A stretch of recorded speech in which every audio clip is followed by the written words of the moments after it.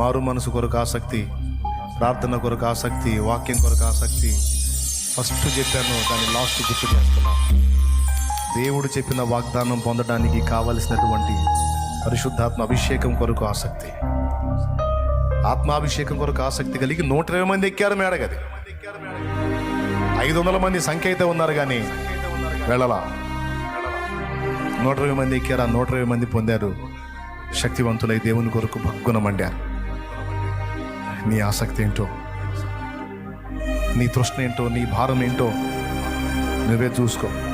4 విషయాల్లో మనం ఆసక్తి కలిగి ఉండాలని చెప్పాను. మొట్టమొదటిది మారు మనసు, 2వది వాక్యము, 3వది ప్రార్థన, 4వది పరిశుద్ధాత్మ అభిషేకం కొరకు ఆసక్తి. ఈ 4 నీలో ఉంటే ఇక ఆత్మల కొరకు ఆసక్తి చెప్పకనే వస్తుంది నీలో. ఇక దేవుని పనులు ఏమేం చేయాలో వాటి విషయమే ఆసక్తి ఈ 4 బట్టి నీకు వస్తుంది. దేవుడే నీకు ఏర్పరుస్తాడు. ముందు చెప్పిన ఈ 4 విషయాల్లో సరి చూసుకుందాం, చక్కదిద్దుకుందాం. ఈ నూతన సంవత్సర శుభారంభంలో మనం ఉన్నాం. పాత సంవత్సరం గతించిపోతున్న దినాల్లో మనం ఇంకా 3 దినాలే ఉంది. శుక్రవారం, శనివారం, ఆదివారం ప్రార్థన చేద్దాం. దేవా, నాతో మాట్లాడావు ఈరోజు స్ట్రైట్గా. భౌతిక సంబంధమైన ఆశీర్వాదాలని భ్రమించొద్దు, అవి నీకు తప్పకుండా నేను ఇస్తాను. నీవు 10 మందికి సేవ చేయాలన్న మనసు కలిగి ఉన్నావు గనుక నీ కష్టాల కొలిమి కలకాలం ఉండదు. నా పిడికిలి విప్పి నీకు సమృద్ధిగా నేను అనుగ్రహించువాడనై ఉన్నానని ఈరోజు వాగ్దానం చేశావు. నీకేమీ తక్కువ కాదు, నీకేమీ తక్కువ కాదు. నేను నిన్ను తలగా నియమిస్తానని నువ్వు వాగ్దానం చేశావు. అనేకులకు ఆశీర్వాద కారణంగా నిన్ను చేస్తానని వాగ్దానం చేశావు. అనేకులు నీ వల్ల మేలు పొందేటట్టు నేను చేస్తానని ఈరోజు నువ్వు మాట్లాడావు. దేవాయిక ఏమందును ఈరోజు నేను దిద్దుబాటు చేసుకోవాల్సిన విషయాలు చాలా నేర్పావు. నాకు కృతజ్ఞతలు చెల్లిస్తున్నాను. తప్పకుండా నేను మారు మనసు పొందుతాను, సరిదిద్దుకుంటాను. నీ దీవెనల వర్షం, నీ ఆశీర్వాద భుజంలో నా మీదికి రాకుండా అడ్డగించబడుతున్న దోషాలు ఏవైతే ఉన్నాయో, అడ్డగిస్తున్న దోషాలు ఏవైతే ఉన్నాయో, పాపాలు ఏవైతే ఉన్నాయో, పొరపాట్లు ఏవైతే ఉన్నాయో, లోపాలు ఏవైతే ఉన్నాయో, వాటన్నిటిని కూడా అదిగో నీ పాదాల చెంత ఒప్పుకొని వాటిని విసర్జించి మారు మనసు పొంది నీ పాదాల చెంత కనిపెట్టుకోవడానికి ఇష్టపడుతున్నానయ్యా. నన్ను అనుగ్రహించమని నీ బిడ్డలు ప్రార్థిస్తుండగా వారి ప్రార్థన నా ప్రార్థన గైకొను. లైవ్ ద్వారా అనేక మంది బిడ్డలు అందుబాటులోకి వచ్చారు. వారు కూడా ఏకీభవిస్తుండగా వారి ప్రార్థన కూడా గైకొను. వారికి కూడా సమాధానం మా అందరికి కూడా నీ సన్నిధిని జ్ఞాపకం చేసుకొని ఇక రాబోతున్నటువంటి దినముల్లో ఒక నూతన అధ్యాయములు మా జీవితంలో ప్రారంభమయ్యేటట్టు, గడిచిన సంవత్సరాలు వ్యర్థమైనయేమో, ఇక రాబోతున్న సంవత్సరాలైనా అర్థవంతమైన సంవత్సరాలై మేము నీ కొరకు ఫలించినట్లుగా మమ్మల్ని అభిషేకించు. జ్ఞానముతో నింపు, తెలివితో నింపు, వివేకంతో నింపు.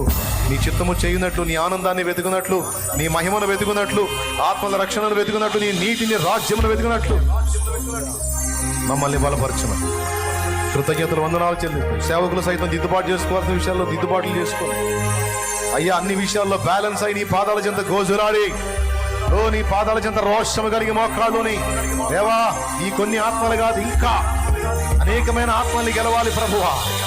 ఈ కొద్ది ఆత్మలు కాదు, ఇది కొద్దే. ఇంతేనా ప్రభువా నువ్వు నాకు ఇచ్చేది? ఇంతేనా ప్రభువా ఆత్మలో? ఓ తండ్రి, నా పట్టణము, నా ప్రాంతము, నా గ్రామము, నా జిల్లా, నా రాష్ట్రము దేవా, ఇంతేనా దేవా నీ దగ్గర ఉన్నది ఆత్మలో? అయ్యో నీ కాళ్ళ దగ్గర కూర్చుంటాను, అయ్యో నీ పాదాల దగ్గర కూర్చుంటాను. నాకు తెలియదు, నువ్వు కార్యము చేయి, నువ్వు కదిలించు, నువ్వు ఆత్మల్ని రక్షించు, జనులను నీ పాదాల చెంతగా ఆకర్షించుకో. నేను ప్రకటించే మాట శక్తివంతమవ్వాలి, నేను రాసే పుస్తకం శక్తివంతమవ్వాలి, పాడే పాట శక్తివంతమవ్వాలి, ప్రకటించే జీవవాక్కులు అనేకులు తాకాలి. నన్ను అనుగ్రహించు, నీకు మహిమ వస్తే అంతే చాలు.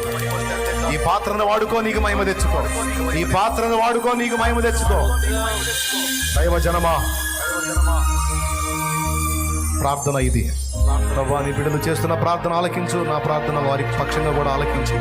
వారిని, నన్ను నీ కొరకు వాడుకో. దేన్ని బట్టి కూడా అతిశయపడక, ఏదైనా నీ కృపతోనే నాయన. పాడిన పాట 10 మంది వినగలిగారంటే నీ కృప. రాసిన పుస్తకం 10 మంది ఆత్మల్ని పట్టగలిగిందంటే నీ కృప. ప్రకటించిన వర్తమానం అనేక హృదయాలను ఆదరించి వారు కాపాడబట్టానికి కారణమైందంటే అది నీ కృప, నీ వాక్, అది నీది. నేను సహా ఆ వాక్కు చేతనే పట్టబడ్డా. నన్ను బ్రతికించిన వాక్కు, నన్ను బ్రతికించిన మాట, ఆ పాట అనేకులు బ్రతికించు. ఇంకా వాడుకో, నీ కొరకే వాడుకో, బలపరచు. నా బిడ్డలకి ఏకాంత ప్రార్థన అనుభవం దయచే, ప్రత్యేకంగా ఫాస్టింగ్ ప్రతిష్ఠించుకొని ఈ సంవత్సరాంతంలోనైనా 3 దినాలు వారు నీతో వ్యక్తిగతంగా గడపడానికి వారికి టైం కేటాయించి ప్రేరణ నీవు, భారాన్ని, ఆసక్తి. వారు ఎదుర్కొన్న శారీరక మానసిక సమస్యల నుంచి విడుదల, అప్పుల బాధలు, ఆర్థిక ఇబ్బందుల నుంచి విడుదల, ఆత్మీయ సమస్యల నుంచి విడుదల కలిగించి గొప్ప జయ జీవితం వారికి దయచు, మాకు దయచు. సాతాను కుట్రల నాశనం చేయి, బలమైన ఉజ్జీవాన్ని రగిలించాలి. యేసు నామములో వేడుచున్నాం తండ్రి, ఆమేన్.